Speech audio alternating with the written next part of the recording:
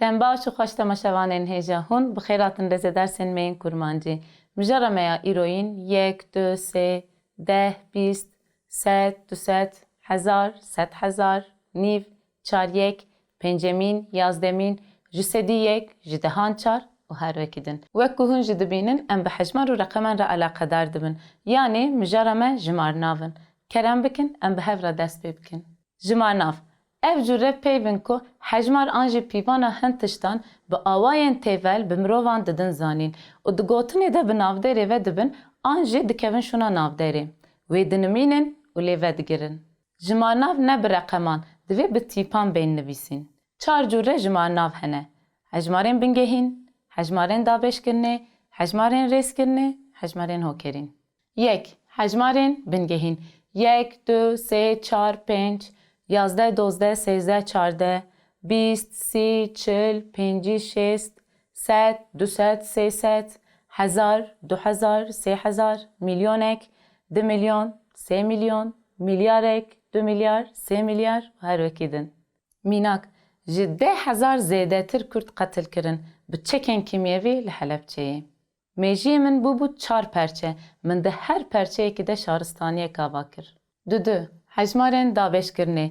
Nîv, 4 1, 1 nîv, 2 nîv, ji pêncan 1, ji çaran 3, ji hezarî 10, ji 10 milyonê 200. Mînak, egîdek wisa bû 4 yeka berxê bine zimanê wî tenê nedigirt. Bi 1 nîvê bi zor hat ser hemdê xwe. Carinan 2 roj, 2 roj û nîv di xew de dima. Ku dest bi cengê jî dikir, di 24 saetan de ji sedî not dijmin berteraf dikir. 3. Hejmarên rêzkirinê. Di kurmancî de hejmarên rêzkirinê bi du awayê çê dibin. 1 bi tewangê. 1, 2, 3, 4, 5, 6, 7, 8, 9, 10, 20, 30, 40, 50, 70, 80, 90, 100, hezarê. Mînak, navê pêncan ê min bû di rêza darvekirinê de. Ev roj li qada bajêr heta 47 darvekirin çêbûn. 2. Bi qertefa em û emîn. Ev qertaf ji kurmanciya başûr derbasê kurmanciya bakur bûne. 1 emîn, 2 emîn, 3 emîn, 4 emîn, 20 emîn û her wekî din. Mînak, di her kêliya jiyanê de serkeftinek wî hebû. 1 emîn ê berdilê neteweyek bû. Di qeyrana aborî de di nava 20 welatan de bûbû 19 emîn. Tu di rêzê de 24 emîn bûyî. Hejmarên hokerîn. Hin cureyên hejmaran ji ber ku awayê pêkanîna karekî nîşan didin, ji wan re hokerên jimarîn tê gotin. Ev cure hokerên jimarîn bi alîkariya daçeka bi, qertefa o û qertefa eyê ku bi wan re jî dubarekirina heman peyva hejmarê pêk tên. Mînak, wan yek bi yek welêt difirot. Kevokên azadiyê 5 difiriyan. Mînakek ji helbesta cegerxwîn. Jarno bibin yek. Ger hûn nebin yek, dê hûn herin yek bi yek.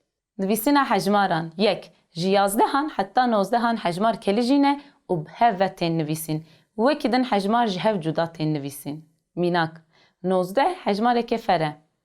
Ez xortek 14 salî me, dikarim bifirim.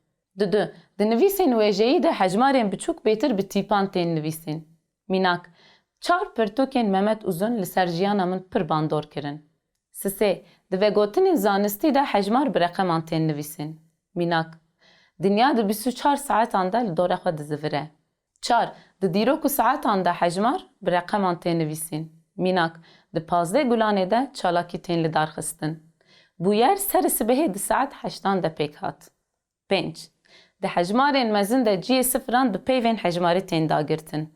Mînak, me 11 milyon û 450,000 kir hesaba xwe. 6. Hejmarên 2 û 3 li gorî ciyê bikaranînê bi awayên xwe yên 2 û 3 tên bikaranîn. Rêzgên nivîsîna wan bi wan awayan e. A. Dema ku bi tena selê xwe di rewşa xwerû debin bi awayê 2 û 3 tên bikaranîn. Mînak, dildar 1 nabe 2. 3 hejmareke fere. B. Dema ku rengdêrên rêzîn bin bi awayê 2 û 3 tên bikaranîn. Mînak, em derketin qeta 2yan. Mala sisiyan ameye. C. Dema ku wek rengdêrên hejmarî yên xwerû bên bikaranîn bi awayê 2 û 3 tên bikaranîn. Mînak, em 2 kes bûn. وکی سه جنین آزاد بفرن. ده دما کو به پیوا هری ربین بکارانین به آوای دو و سه تیم بکارانین. میناک هر سه کروک چون ماله هر دو جن نجمنه. دما کو جه حجماران پیو بین چیکرن آواین وان این دو و سه تیم بکارانین. میناک روژا دوشمه امتین. سیشم روژا که خوشه.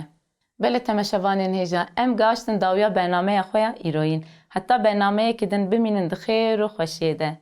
لوری، گوری، کلهوری، کرتکی، کرمانجی، سورانی ام همو شاخنج کوکا دارا کردیا هند اوروپی. دم باش.